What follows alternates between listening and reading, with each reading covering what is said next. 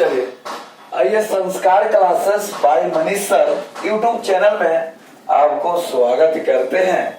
चलिए आज हमने पढ़ाने वाले हैं हिंदी, ठीक है ना। हिंदी ग्रामर पढ़ाने वाले हैं। हिंदी ग्रामर का हिंदी होता है हिंदी व्याकरण। तो सबसे पहले हम जानेंगे बाबू कि व्याकरण जो है, व्याकरण किसे कहते हैं, ठीक है ना। व्याकरण है क्या, व्हाट इज ग्रामर, है क्या, व्याकरण किसे कहते हैं। तो आइए देखते हैं। कहता है कि जिस शास्त्र से शुद्ध पढ़ना लिखना और बोलना सिखाता है उसे व्याकरण कहते हैं, ठीक है। यानी कि जिस शास्त्र से शुद्ध एकदम शुद्ध, ठीक है ना, पढ़ना मीन्स टू रीड, लिखना टू राइट एंड बोलना that means to speak, okay, बोलना सिखाता है उसे व्याकरण कहते हैं। अब आइए व्याकरण, तो अब देखिए कि भाषा किसे कहते हैं। आइए भाषा किसे कहते हैं, जिस साधन के द्वारा हम अपने विचारों या मन को भाव आदान प्रदान करते हैं उस साधन को भाषा कहते हैं। कहने का मतलब हुआ बाबू कि जिस साधन के द्वारा हम अपने विचारों या मन को आदान प्रदान करते हैं। आदान प्रदान करने का मतलब कि समझ रहे हैं आप लोग, बहुत सारा व्हाट्सएप पर फेसबुक पर शेयर करते हो तो शेयरिंग, आदान प्रदान करने का मतलब होगा शेयरिंग हो गया। तो शेयर करते हैं यानी कि भाव का आदान प्रदान करते हैं, उस साधन को क्या कहते हैं, भाषा कहते हैं, ठीक है। मेरे चलिए तो भाषा कितने प्रकार के होते हैं, तो भाषा 3 प्रकार के होते हैं। ऑल स्टूडेंट नो दैट, सभी स्टूडेंट जानते हैं कि भाषा कितने प्रकार के होते हैं, 3 प्रकार के होते हैं। फर्स्ट है मौखिक भाषा, सेकंड है लिखित भाषा, थर्ड है सांकेतिक भाषा, ठीक है ना। तो अब आइए मौखिक भाषा क्या है। जैसे मौखिक भाषा माने क्या होता है, बोलकर। जैसे मैंने कहा, क्या कहा, राम खिलावन एक अच्छा लड़का है, तो बोलते हैं बाबू की राम खिलावन एक अच्छा लड़का है। राम खिलावन अच्छा लड़का है जो बोल रहे हैं बाबू, मौखिक ना होगा। अब देखिए, अब दूसरा हो गया लिखित भाषा। कोई बाबू बोल नहीं पाता है, ठीक है ना, ऐसा ना हो, शायद ऐसा ना हो कि कोई नहीं बोल पाता हो, सबके भगवान मुंह दिए हैं बोलने के लिए, ठीक है ना।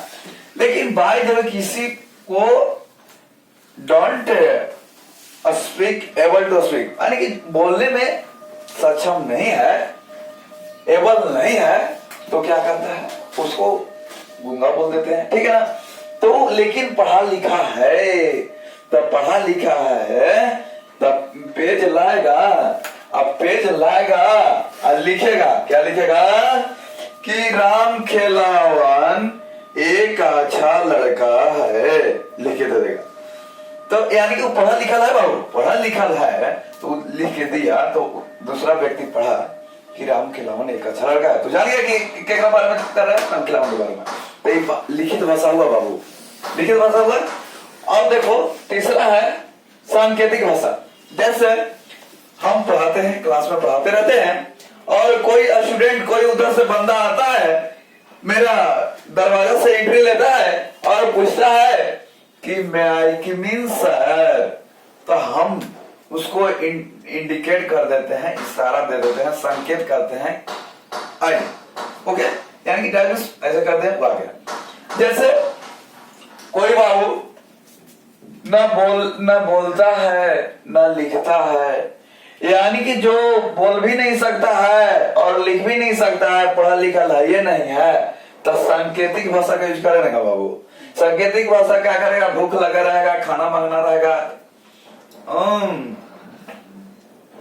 पानी पिएला रहेगा, क्या कहेगा, पानी पिएला रहेगा कहेगा, ओके, पानी पिएला रहेगा ऐसे। और कोई भी आने के लिए रहेगा ऐसे, जाने के लिए ऐसे, ठीक है। नहीं चाहिए, दिस इज कॉल्ड सांकेतिक भाषा। और इसे क्या कहते हैं, सांकेतिक भाषा बोलते हैं। तो हमारी तीनों भाषा की जानकारी हो गया, होगा कि ना हो गया। चलिए अब आइए, वर्ड विचार किसे कहते हैं। अब देखिए कि वर्ण विचार किसे कहते हैं, यानी कि वर्ण एक मूल ध्वनि है। क्या है? वर्ण एक मूल ध्वनि है। चला, वर्ण एक मूल ध्वनि है जिसे खंड या टुकड़ा नहीं किया जाता है। वर्ण क्या है? एक मूल ध्वनि है जिसे खंड या टुकड़ा नहीं किया जाता है। एज एग्जाम्पल, जैसे में क च प द। अब देखो वर्ण विचार कितने प्रकार के होते हैं? वर्ण विचार 5 प्रकार के होते हैं। इसका भेद तो 2 होता है। इस प्रकार देखिए, पहला है वर्ण विचार, दूसरा शब्द विचार, तीसरा वाक्य विचार, चौथा है छंद विचार, पांचवा है चिन्ह विचार। अब देखिए, अब हम कुछ मुहावरे देख लेते हैं, ठीक है ना। कुछ मुहावरे देख लेते हैं। मुहावरे है आंख खुलना डेट मीन्स होशाना।